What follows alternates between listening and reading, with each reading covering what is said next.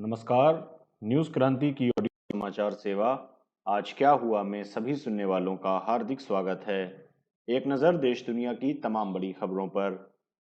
IIT Kharagpur ने जल शुद्धिकरण की तकनीक विकसित की। आज़ादी का अमृत महोत्सव कल से शुरू करेंगे पीएम मोदी। एक बार फिर देश में बढ़े कोरोना के सक्रिय मामले। केंद्रीय मंत्री नितिन गडकरी का बयान, गरीबी से लड़ने के लिए रोजगार सृजन जरूरी। यूएई का दौरा करने वाले पहले इजरायली नेता बनेंगे बेंजामिन नेतन्याहू। और ब्रिटिश प्रधानमंत्री बोरिस जॉनसन ने रूहानी से की जगारी रेडक्लिफ को रिहा करने की अपील। अब समाचार विस्तार से। कहते हैं ओल्ड इज गोल्ड कहलाता है, इसलिए तो कानपुर आज भी दुलारी ज्वेलर्स ग्रुप पर अपना भरोसा जताता है। दुलारी ज्वेलर्स ग्रुप, कानपुर की pure old and trusted jewellery showroom. Visit की Dulari jewellers Kidwai Nagar and Dulari jewellers Lal Bangla. भारतीय प्रौद्योगिकी संस्थान आईआईटी खड़गपुर स्थित तकनीकी उत्कृष्टता केंद्र जल शुद्धिकरण पर ध्यान केंद्रित कर रहा है और इसने देश के कई राज्यों में स्वच्छ पेयजल आपूर्ति और बाढ़ के पानी के प्रबंधन की दिशा में अच्छा काम किया है। आधिकारिक जानकारी के अनुसार आईआईटी खड़गपुर स्थित जल शुद्धिकरण तकनीकी उत्कृष्टता केंद्र ने एक कुशल कम लागत वाली नैनो फिल्ट्रेशन आधारित तकनीक विकसित की है, जिसने तेलंगाना और आंध्र प्रदेश में 3 अलग-अलग स्थानों पर 25,000 लोगों की स्वच्छ पेयजल तक पहुंच सुनिश्चित की है। यह पानी भारी धातुओं से मुक्त है जो स्वास्थ्य के लिए काफी खतरनाक माने जाते हैं।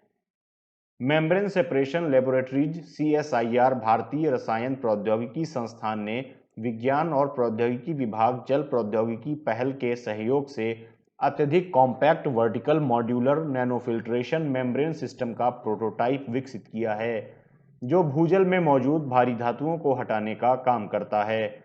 इसकी क्षमता 1 घंटे में 100 से 300 लीटर पानी को साफ करने की है और यह टेक्नोलॉजी हाइड्रोफिलाइज्ड पॉलियामाइड मेम्ब्रेन प्रणाली पर आधारित है, जो भूजल में मौजूद भारी धातु जैसे आयरन को हटाने में काफ़ी मददगार है।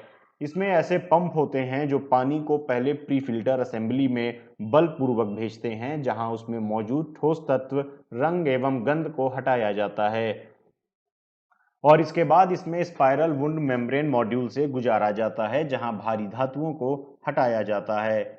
असम के उत्तर गुवाहाटी में एक प्राइमरी स्कूल में बच्चे ऐसा पानी पीते थे जिसमें अत्यधिक आयरन और सीओडी पाया गया था तथा इसमें बदबू भी आती थी। लेकिन अब आईआईटी गुवाहाटी ने स्कूल में जल शोधन संयंत्र को स्थापित किया है और लठिया बगीचा प्राइमरी स्कूल के बच्चों को पानी की पहले की समस्या से छुटकारा मिल गया है। इस संयंत्र को डीएसटी के सहयोग से रसायन मुक्त इलेक्ट्रोकोग्लिएशन तकनीक से आधारित किया गया है और यह पानी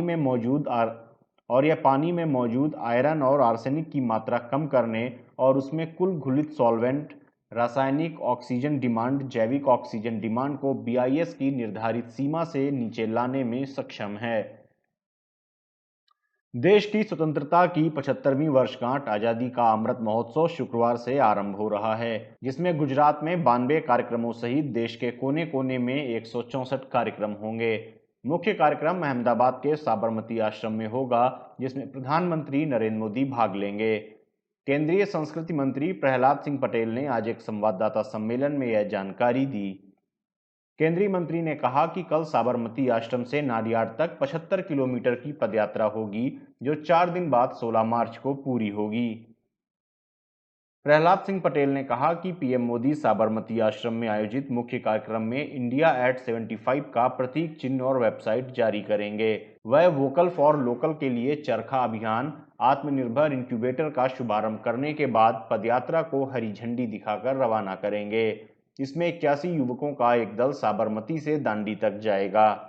उन्होंने कहा कि संस्कृति मंत्रालय, भारतीय पुरातत्व सर्वेक्षण विभाग, क्षेत्रीय सांस्कृतिक केंद्र एवं ट्राइफेड देश के 36 राज्यों एवं केंद्र शासित प्रदेशों के 164 स्थानों पर इंडिया एट 75 के विभिन्न कार्यक्रमों का आयोजन होगा।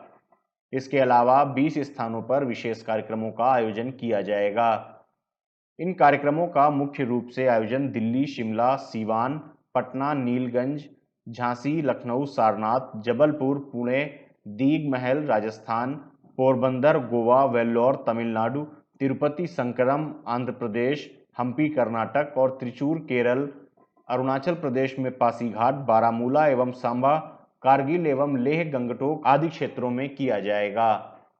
केंद्रीय मंत्री ने कहा कि इस पूरे कार्यक्रम की रूपरेखा 20 सप्ताह की कड़ी मेहनत के बाद तैयार की गई है। गौरतलब है कि महात्मा गांधी ने 12 मार्च 1930 को ऐतिहासिक दांडी यात्रा की शुरुआत की थी, जो 6 अप्रैल 1930 को पूरी हुई थी। यह भी संयोग है कि 15 अगस्त 2022 को आज़ादी के 75 वर्ष पूर्ण होने के पहले 75 सप्ताह की अवधि 12 मार्च से आरंभ होगी। देश के कुछ राज्यों में कोरोना वायरस संक्रमण में पिछले कुछ समय में अचानक आई तेजी के बीच पिछले 24 घंटे के दौरान सक्रिय मामलों में बढ़ोतरी हुई है। पिछले 2 दिनों में सक्रिय मामलों में कमी देखी जा रही थी, लेकिन अब फिर इसमें बढ़ोतरी दर्ज की गई है। पिछले 24 घंटे के दौरान सक्रिय मामले 4,628 से बढ़े हैं, जबकि इसमें बुधवार को 1,285 और मंगलवार को भी 1,285 की कमी दर्ज की गई थी। इस अवधि में कोरोना वायरस से मरने वालों की संख्या फिर 100 के ऊपर है। बुधवार को यह संख्या 133, मंगलवार और सोमवार को 97, जबकि रविवार को 100 व शनिवार को 108 और शुक्रवार को 113 दर्ज की गई। इस बीच देश में अब तक 2,56,85,000 से अधिक लोगों को कोविड टीकाकरण में शामिल किया जा चुका है। केंद्रीय सूक्ष्म, लघु एवं मध्यम उद्योग मंत्री नितिन गडकरी ने आज देश को गरीबी, भुखमरी और बेरोजगारी की 3 बड़ी समस्याओं से निपटने के लिए रोजगार सृजन पर जोर देते हुए कहा कि तकनीकी केंद्रों और स्थानीय उद्योगों के साथ समन्वय, सहयोग और संचार स्थापित करना चाहिए। नितिन गडकरी ने आंध्र प्रदेश के विशाखापट्टनम और मध्य प्रदेश के भोपाल में 2 प्रौद्योगिकी केंद्रों, बड़े प्रौद्योगिकी केंद्रों के 3 विस्तार केंद्रों और 7 मोबाइल उद्यम एक्सप्रेस वाहनों का बुधवार को ऑनलाइन उद्घाटन करते हुए कहा कि भारतीय युवाओं के लिए अनुसंधान और नवाचार के क्षेत्र में मौजूद व्यापक संभावनाएं हैं और देश के युवाओं को सफल होने के लिए अवसर, सहायता और उपकरण की जरूरत है। उन्होंने कहा कि सरकार के सभी विभागों को किसी स्थान का सामाजिक आर्थिक परिदृश्य बदलने के लिए समन्वित तरीके से काम करना चाहिए।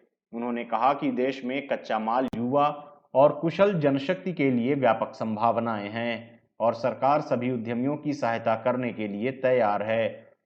इसके लिए आईआईटी, इंजीनियरिंग कॉलेजों और समाज में सफल व्यक्तियों का सहयोग लेने की जरूरत है। उन्होंने एकीकृत सोच और जरूरत पर जोर देते हुए सभी पक्षधारकों से एक मंच पर आने और मिलकर सोचने और साथ ही मिलकर काम करने का आह्वान किया। इजराइल के प्रधानमंत्री बेंजामिन नेतन्याहू गुरुवार को संयुक्त अरब अमीरात का दौरा करेंगे। किसी इजरायली नेता का यह पहला यूएई दौरा है।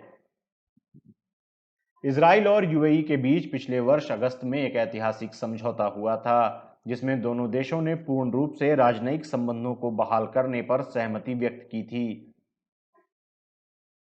पिछले 3 दशकों के दौरान इजराइल के साथ राजनयिक संबंधों को बहाल करने की घोषणा करने वाला यूएई तीसरा देश है।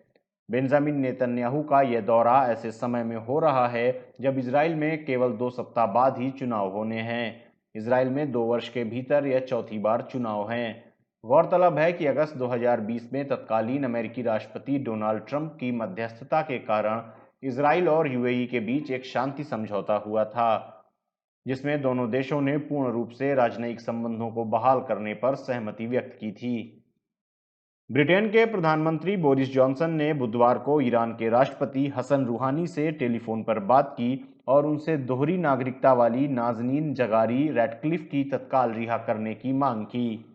थॉमसन रॉयटर्स की संस्थापक कर्मचारी जगारी और रैटक्लिफ को ईरान में अप्रैल 2016 में सरकार के खिलाफ साजिश रचने के संदेह में गिरफ्तार किया गया था। करीब 5 साल जेल में रखने के बाद उन्हें रिहा किया गया, लेकिन कोविड वायरस महामारी के मद्देनजर 20 मार्च 2020 से उन्हें नजरबंद कर दिया गया। ब्रिटेन के प्रधानमंत्री कार्यालय ने कहा कि जॉनसन ने रूहानी को यह भी बताया कि जब नाज़नीन जगारी और रैटक्लिफ का निरंतर कारावास पूरी तरह अस्वीकार्य है और उन्हें ब्रिटेन में अपने परिवार के पास लौट जाने की अनुमति दी जानी चाहिए। कहते हैं ओल्ड इज गोल्ड कहलाता है, इसलिए तो कानपुर आज भी दुलारी ज्वेलर्स ग्रुप पर अपना भरोसा जताता है। दुलारी ज्वेलर्स ग्रुप, कानपुर की pure, old and trusted jewellery showroom. Visit की Dulari jewellers, Kidwai Nagar and Dulari jewellers, Lal Bangla. आज क्या हुआ में ये थी देश दुनिया की तमाम बड़ी खबरें। अन्य खबरों व विस्तृत समाचार के लिए आप newskranti.com पर क्लिक कर सकते हैं। न्यूज क्रांति से आप अलग अलग social media handles Facebook, Twitter, YouTube और इंस्टाग्राम पर भी जुड़ सकते हैं। न्यूज क्रांति से जुड़े रहने के लिए धन्यवाद। शुभ रात्रि।